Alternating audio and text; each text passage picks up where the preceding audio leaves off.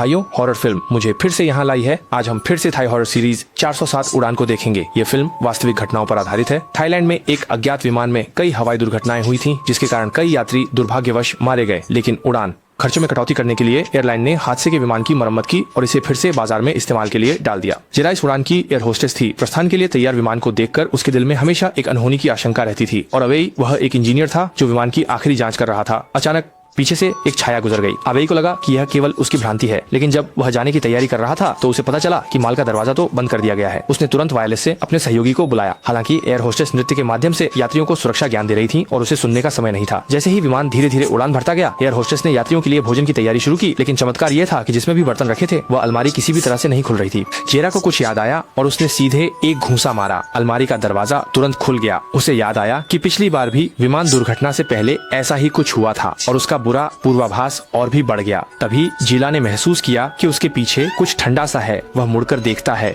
Runner कोई the switching पुजी युत्स चेला खचंग में आती है तो दो यात्रियों ने देखा कि उसके पीछे जूते के निशान बने हैं, जिससे वे समझ गए कि विमान पर कुछ गड़बड़ है। भिक्षु घबराकर तुरंत बुद्ध की प्रार्थना पढ़ने लगा। इस समय विमान एक तूफानी क्षेत्र से गुजरा, जिससे विमान का शरीर जोर से हिलने लगा। कार्गो होल्ड में मौजूद अवेई ऑक्सीजन की कमी के कारण खड़े होने की शक्ति नहीं बची। ये नहीं पता कि यह भ्रम था या नहीं। उसने देखा कि नई विमान अचानक बदली जा रही है। बदहाल हो गई, यहाँ तक कि कुछ भूतियां परछाइयां भी दिखाई दी। अवेई डर के मारे कांपने लगा। अच्छा हुआ कि इस समय सह पायलट ने देखा कि कार्गो होल्ड की चेतावनी लाइट लगातार चमक रही है, इसलिए वह जांचने गया और तब जाकर अवेई को बाहर निकाला। लेकिन जब सह पायलट वापस जा रहा था तो उसने जमीन पर अनेक कौए देखे। वह सोच ही रहा था कि वह क्या चीज है। अचानक एक भूतिया छाया उसके सामने से गुजरी। उसने टॉर्च से रोशनी डाली तो देखा कि केबिन अंदर से बर्बाद हो चुका था। उसने सोचा कि शायद उसने गलत देखा, तो उसने कार्गो होल्ड की लाइट्स चालू कर दी। लेकिन अगले ही क्षण वो पता कि उसने क्या अनुभव किया। जब वह वापस यात्री केबिन में आया तो वह पहले से ही अवाक था और जेरा की नजर में उसका शरीर अचानक गायब हो गया।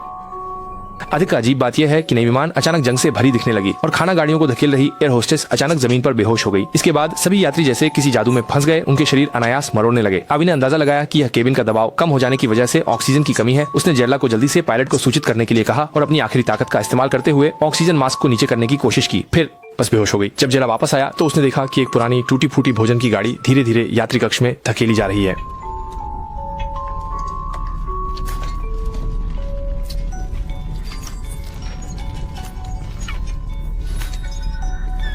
चेला खाने में पूरी तरह खोया हुआ अचानक जाग गए। आवी ने उसे डरा दिया। दोनों जल्दी से अग्रिम कक्ष में पहुंच गए और पाया कि कोई ऑक्सीजन की कमी के कारण मर चुका था। आपातकालीन ऑक्सीजन मास्क अधिक देर तक नहीं टिक सकते थे। आवी कप्तान को सूचित करना चाहता था, लेकिन पासवर्ड डालने के बाद भी केबिन का दरवाजा नहीं खुला। मजबूर होकर आवी को दबाव प्रणाली को ठीक करने के लिए नीचे जाना पड़ा। इस समय अंदर की स्थिति बहुत खराब हो गई थी।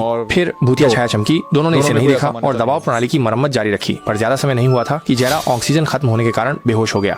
अर्ध चेतना में उसने देखा क्या अवेई के आसपास भूतों की छाया थी। इसी समय यात्री केबिन में भी कुछ हो रहा था। वह पुरानी खाने की ट्रॉली फिर से दिखाई दी। वहाँ मौजूद सभी लोग डर गए। केवल आज ये धैर्य के साथ आगे बढ़कर जांच करने लगे। उसने हाथ से हल्का सा धक्का दिया, लेकिन कुछ भी असामान्य नहीं पाया। पर जैसे ही उसने पीछे मुड़कर देखा, खाने की बाद वह झटके के साथ बेहोश हो गई। समय बीतने के साथ ऑक्सीजन की कमी के कारण यात्री लगभग बेहाल थे। बड़ी बहन ने अचेत अवस्था में पाया कि एक अजीब लड़की उसे घूर रही है। उसने केबिन की ओर देखा। ये नहीं जानती कि यह भ्रम है या नहीं। हर जगह भूतों की परछाइयां खड़ी थीं। सौभाग्य से अवेई आखिरकार ऑक्सीजन सिस्टम को ठीक कर लिया गया और फिर वे जेरा को सहारा देकर केबिन में वापस ले गए। इस समय वह दीदी बोली। उनकी राय थी कि आज जो कुछ भी हुआ वह जेरा से संबंधित है। सबकी सुरक्षा के लिए उन्होंने जेरा को पिछली केबिन में जाने को कहा। अवेई को बॉयफ्रेंड होने के नाते उसके साथ जाना पड़ा, लेकिन वे देखकर हैरान रह गए कि पिछली केबिन में कोई यात्री नहीं था। दोनों लोग अभी भी उलझन में थे। तभी बाहर अचानक जोरदार आवाजें आने लगी। उसके बाद अजीब हंसी की आवाज चारों ओर से आने लगी। यात्री डरकर पीछे हटने लगे। जेरा से सवाल पूछने लगे। आखिरकार उसने क्या किया जिससे ये भूत उत्पन्न हुए। मजबूरी में जेरा को सच बताना पड़ा। 10 साल पहले उसने एक विमान दुर्घटना का सामना किया था, जो अब की परिस्थिति जैसी ही थी। उस समय सभी यात्री अचानक पागल हो गए थे। अंत में केवल वही जीवित बचा था,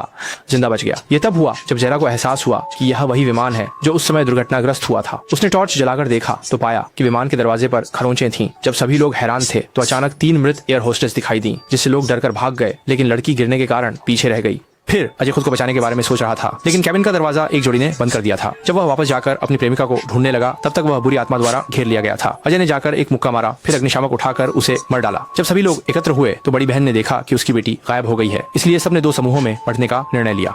अवे लोगों को कार्गो होल्ड में ले गया और कॉकपिट खोलने के उपकरण लाने के लिए दादियां और भिक्षु लापता बेटी को खोजने गए। देखा कि जमीन पर एक बुढ़िया पड्डी थी। भिक्षु उसे शांति देना चाहते थे, लेकिन अचानक वह जीवित हो गई और सीधा दादियां पर झपटी। दादियां ने उसे पैर से दूर फेंक दिया। अत्यधिक भय में इंसान गुस्सैल हो सकता है। वह जल्दी से कैटरिंग ट्रॉली की ओर भागी। यह कुत्ता नहीं, कुत्ता। बुजुर्ग महिला को खत्म करने के बाद वह साधु के लिए भी। उस समय बड़ी बहन पूर्ण रूप से आक्रोशित हो चुकी थी। अनजान महिला और फ्लाइट अटेंडेंट मदद के लिए आए और उन्हें तुरंत ही बोतल से मारा गया। फ्लाइट अटेंडेंट डर के मारे भागकर गोदाम में बड़ी राहत को ढूंढने चला गया। इस बीच जब अवेई और उसके साथी उपकरण ढूंढ रहे थे, 3 लंबी टांगों वाली फ्लाइट अटेंडेंट अचानक आ गिरी। वे कहीं भाग नहीं सकते थे और उन्हें अपनी आंखें बंद कर अपने डर का सामना करना पड़ा। अच्छी बात यह रही कि उन्होंने सही साबित किया। हाँ, लेकिन दुष्ट आत्मा के रूप में आत्मा उन पर सीधे हमला नहीं कर सकती थी। पर इस समय अजय ने पहले ही अपनी आंखें खोल दी और फिर पीछे मुड़कर देखा। अजय को इतना डर लगा कि वह मानसिक रूप से बिखर गया और कुल्हाड़ी लेकर इधर उधर मारने लगा। ठीक उसी समय एक फ्लाइट अटेंडेंट अंदर आ गया। वे धीरे धीरे यह महसूस करने लगे कि बुरे आत्मा को मारने के लिए लोगों के दिल में भय का सहारा लेता है। सभी ने हिम्मत जुटाई और यात्री केबिन में लौट आए, जहां पहले से ही बुरे आत्मा ने कब्जा कर लिया था। सभी को डर को सहन करना पड़ा। धीरे धीरे आगे बढ़ते रहे। बहुत जल्दी उन्हें एक बुरी आत्मा ने रास्ता रोक लिया। अजय ने सोचा कि वह उसे नुकसान नहीं पहुंचा सकता, लेकिन अगले ही पल वह नर्क भेज दिया गया। उसे मारने वाली वही पहले वाली बड़ी बहन थी। इस समय वह बुरी आत्मा की आंखों में धूल झोंककर एक हत्या करने वाली मशीन बन गई थी। फिर अचानक विमान झुक गया, जिससे भोजन गाड़ी तेजी से लोगों की ओर बढ़ी। गिरी हुई चाकू और कांटे सीधे बड़ी बहन की छाती में जा लगे, जिससे वह उसी समय बेहोश हो गई। हालांकि उन बुरी आत्माओं ने जेरा का पीछा नहीं छोड़ा और उनकी धमकियों के कारण जेरा को विमान पर गोली चलानी पड़ी। अंततः सच सामने आ ही गया। असल में उस साल हुई हवाई दुर्घटना में जेला ने भय के कारण खुद को कॉकपिट में बंद कर लिया था और किसी को अंदर नहीं आने दिया। जब किसी ने जबरदस्ती दरवाजा खोलने की कोशिश की तो उसने दरवाजे से सहकर्मी को मार डाला। जैसे ही जेला ने प्रायश्चित किया, मरी हुई बड़ी बहन फिर से खड़ी हो गई। उसने जेला के बालों को पकड़ लिया और उसे घसीटते हुए ले गई। अवे ने जल्दी से विमान को नियंत्रित किया, जिससे यह सामान्य हो गया। जमीन पर पहुंचने के ठीक पहले विमान भी जंग लगे से एकदम नया दिखने लगा। इसके बाद बड़ी संख्या में बचावकर्मी घटनास्थल पर पहुंचे और आदि लोग भी सफलतापूर्वक बच गए। लेकिन अजीब बात यह थी कि जेरा विमान के दरवाजे पर खड़ा था और नीचे नहीं आया, जब तक कि उसने नहीं देखा कि बचावकर्मी उसके शरीर के आर पार निकल गए। असल में जब जेरा पहले लड़ाई कर रहा था, पहले ही बड़ी बहन के हाथों मारा गया था। उसने अंततः अपने उस समय के कार्यों के लिए भयानक कीमत चुकाई। उसकी आत्मा हमेशा के लिए विमान में फंसी रही। बाद में इस उड़ान संख्या 47 वाली विमान को विमान कंपनी द्वारा फिर से गोदाम में रखा गया और हमेशा के लिए न चालू करने का वादा किया गया।